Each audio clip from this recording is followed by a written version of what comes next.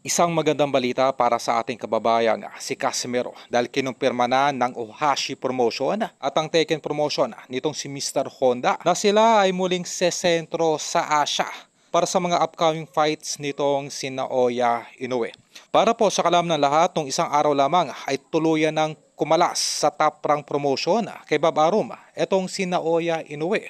Kasabay nito ang pagkansela ng mga upcoming fights nitong si Inoue sa Las Vegas. Ito ay nagpapakita lamang ng gusto nang maging independent ng mga Japanese promoters, no, nitong si Naoya Inoue.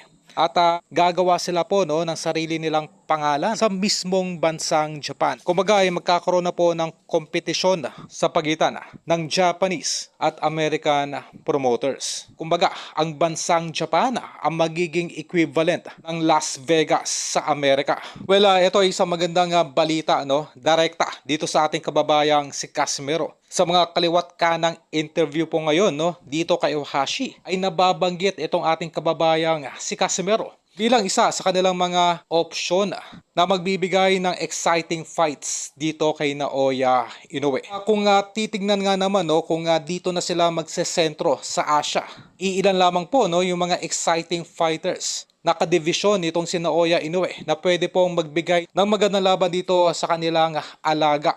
At isa na nga po dito, no, pwede nating sabihin number 1, itong si Cuadro Alas, na siguradong makakapagbigay ng exciting fight dito kay Inoue. Nagbigay na rin ng comment, no, noong nakaraang buwan, no, itong si Naoya Inoue bago naging laban nito kay Nakatanin, kung saan ay ayon daw, no, dito sa The Monster. Sa kabila ng malakas daw, no, itong sa Alas ay obviously ay ito daw ay merong kabagalan, no, sa pagbato ng kanyang suntok. Marahil ay magkaiba nga po sila ng estilo, no, dahil ang panalo po ni Inoue ay kanya pong dinadaan sa reflexes at bilis.